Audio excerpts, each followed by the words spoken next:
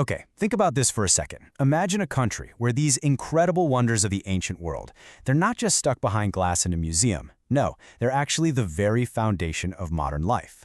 That's the story of Egypt, a nation with this absolutely epic history that's now building its tomorrow on the bedrock of its past. So we're going to explore just how this ancient civilization is handling the challenges and the ambitions of the 21st century. So that brings us to a really fascinating question, right? How do you build for the future when you're living in the shadow of the pyramids? I mean, how does a civilization that literally defined eternity for thousands of years figure out what the next 100 years should look like? Well, that's exactly what we're going to unpack. All right, to really get a grip on Egypt, you have to start with the land itself. And this number, honestly, it's staggering. 97%. Let that sink in. Nearly the entire country is just harsh, unforgiving desert. It's this massive landscape that for thousands of years has shaped not just life, but as we're about to see, the afterlife too. And because of that huge desert, well, think about what that means for the people. You've got 96% of Egypt's population, we're talking nearly 100 million people, all crammed together on just 3% of the land, right along the banks of the Nile. It creates this absolutely incredible population density and, of course, a complete and total reliance on one single vital lifeline. And that lifeline, well, it could only be one thing, the Nile. For thousands and thousands of years, this river has been the one constant. It's the source of life that made one of the world's greatest civilizations even possible. Okay, this is such a cool comparison. On one side, you've got the ancient Nilometer, this really sophisticated piece of tech for its day, all about predicting the flood and the harvest. And right next to it, a modern Nubian fisherman, Yusuf Muhammad.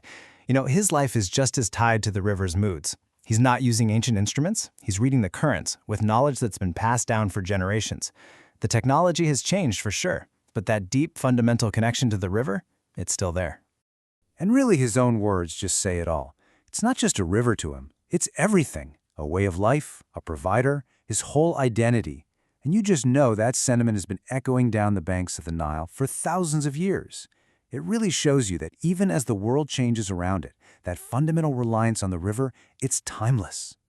But okay, life in Egypt isn't just about the river.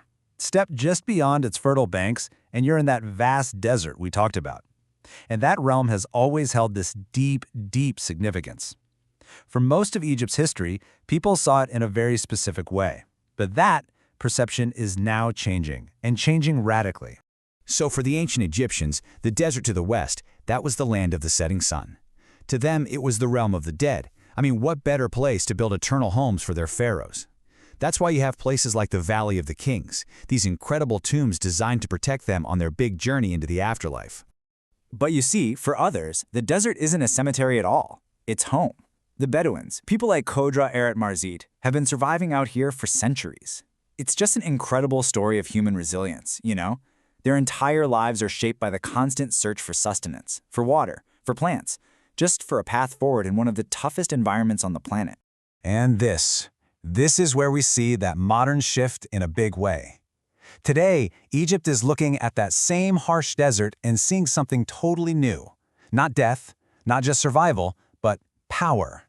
This is the Gabel El Zayt wind farm. It takes the desert's relentless winds and turns them into clean energy for 500,000 homes.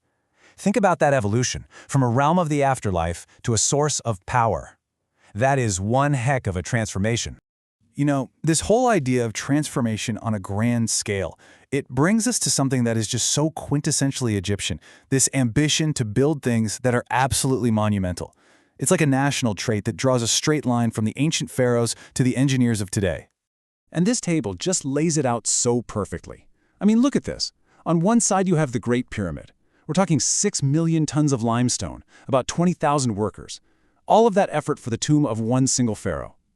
Now look at the other side. You've got the new capital, rising out of the desert. It's a city of steel and concrete being built to house 6.5 million people. The scale of ambition is it's breathtakingly similar, right?